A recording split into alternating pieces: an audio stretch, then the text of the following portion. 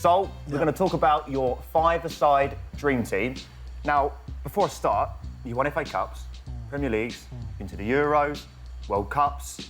How hard is this going to be? Very, very hard, because there's a lot of players that I could pick from, but I think sometimes you've got to... Five-a-side is totally different to 11-a-side. You need nippy players, you need players who can move around, you need players who can manipulate the ball as well in tight areas. So it's a different type of skill. Well, let's get into it then.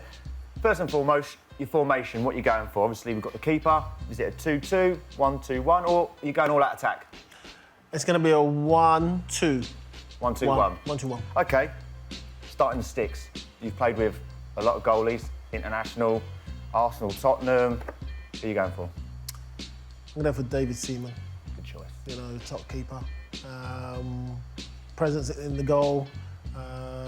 Really good shot stopper. So, you know, he's... and you need that confidence and you need that kind of calmness as well. Do you think he could do a little bit out on pitch as well? A little rush goalie? Would he?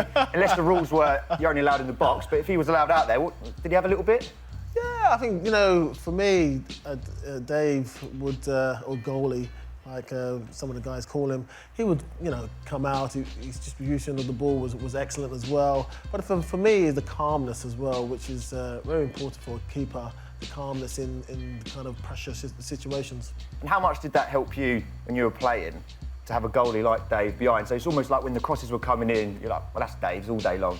Yeah, the crosses are coming in, that's Dave. But for me, is decision making. You know, he would make the right decision. And that's key for a goalkeeper, the right decision at the vital moment. You mentioned one centre-half.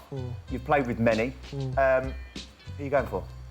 I think for me, you know, I'm torn between, you know, a few players. There's Colo, there's Martin Keown, there's Rio Ferdinand.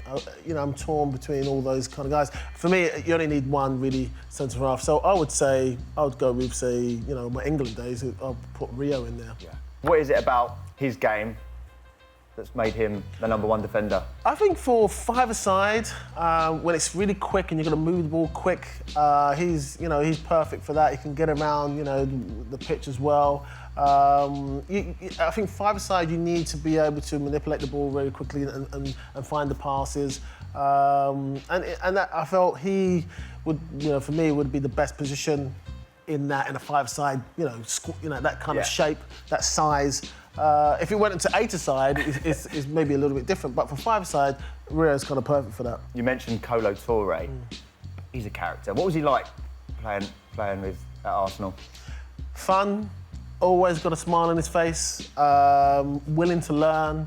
For me, a really great, warm character. He loved football. And that's key for me. He wanted to learn and keep on learning, ask questions all the time. So he wasn't that kind of player who thought once I got there I don't want to know. He always kept on asking questions, always did a little bit of training, and that's the key for me. Keep on learning and keep on, you know, asking questions. And he would come to me and say, what about this, what about that? And I would say my point of view and help him on a number of things. So, you know, Colo is a great guy. We'll move up the pitch. You've gone for two midfielders. Who's the first one? Again, a lot to pick from. A lot to pick from. I'm going to go for, you know, Perez. For me, his scoring ability, his vision, he's kind of controlling the ball in very, very, very tight areas was just exemplary. It's just incredible, you know. He knows where the goal is as well. Yeah. So you've got someone who can score from midfield, which is always good. You need a couple of shooters in different positions. So that's why I picked Robbie, fantastic in tight areas, and he knows where to go, and he knows how to thread people in as well. Would you put him on pens? Yeah. As long as Henry's not running with him. Yeah, as long as they're not kind of, you know, well, they've got to communicate. That was a problem. The other midfielder, who are we going for? I'm going to go for, you know, you do need someone who can kind of, you know, come back as well. So on my England days, playing with Paul Scholes, I thought Scholes was incredible. He's got a really, great shot in him. So you need some long distance kind of shooting ability on your side. Also, coming back and have a little bit of defensive scenario mentality about him. So I put with Scholes because he also his vision as well to move the ball around, but also his shooting ability. He's a magician, isn't he? He can do anything with the football. Who would have come close? Who was knocking on the door? You got Becks. You played with Becks. Becks. Also Lampard. He's another guy. Gerrard. The list is endless. They're great goal scorers in that position. But I think sometimes with five-a-side, you've got to be nippy. Right. Goals. Who's going to get them for you? I am going to go for Thierry. Sometimes you just need someone on those, in that tight situation, in a big game, to be able to turn something out of nothing and get a goal. Be in the right position. You also need a great forward, but also sometimes you need a lucky forward as well. Yeah. And I thought Thierry had both. He was very skillful, but also had a knack of being in the right position at the right time. How close was Dennis Bergkamp? Dennis Bergkamp, it is hard because you only five-a-side. I am struggling because there's so many top players I could have easily put in there. Dennis Bergkamp came incredibly close, and he was an incredible player. He was strong, he was quick, he was a genius on the ball. He could put people in. He very clever in how his movement off the ball. Dennis Bergkamp was a magician. He was an incredibly tough guy. Yeah. Tough guy, but skillful guy, and he definitely knew where to go, either to chip the keeper or to nice and easy roll it in the corner, things like that. So Dennis had everything. How did you deal with those players in training? When you're doing five-a-side, you're going, I've got one of them, or it's Thierry today, or were you just, didn't matter who it was, you're Sol Campbell? Sometimes I would have, say, Thierry, Dennis Bergkamp, and then Canu in there.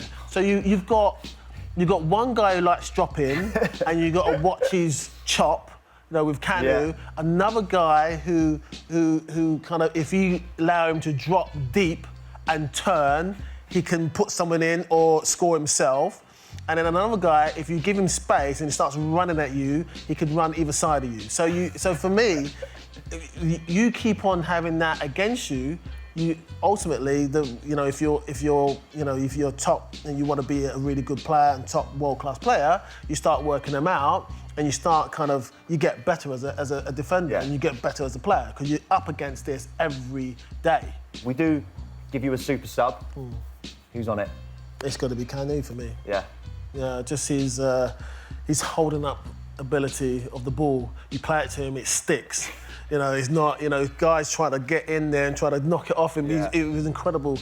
He was very tall, but he was so skillful. Yeah. So for me, if you want the ball on the ground, Canu is your man. If he gets you and he turns and he's kind of fakes, he's kind of like he's going to shoot. He had a fantastic kind of long chop where you thought he was shooting and they would just drag it and then he could either put someone in or score himself. So for me, Canu, if you need the ball to stick, he's your man.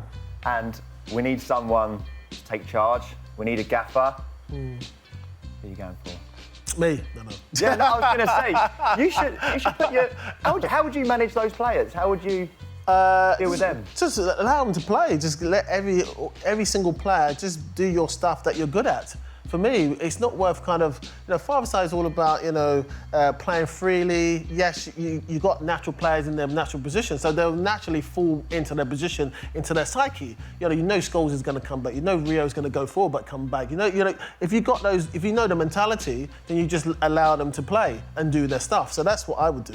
I think you should be the player manager. I think that's what we're going to go for. You're the gaffer and player manager because I can't believe you've not put yourself in there because you're world class. Yeah, I like to be in there. You can put yourself in there. Player manager, I like that one. Player manager, we'll go with that. As player manager, big decisions to make. Who would be the captain in that team? David Seaman. Yeah. Yeah. Seaman. Why?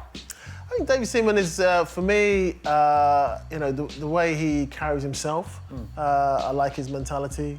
I know it's not. It's quite rare for goalkeepers to be captain, but it does happen. I think for David Seaman, for a five-a-side, I would definitely put him as captain because just how his ability, how he holds himself, how he carries himself, and he's reliable. He talks at the right time and things like that. It's a calming influence in the whole team, so I'd put him. Cheers, Sol. That's some team, I'm telling you. Don't forget to subscribe to the Soccer AM YouTube channel where you can check out more of our Dream Five-a-sides.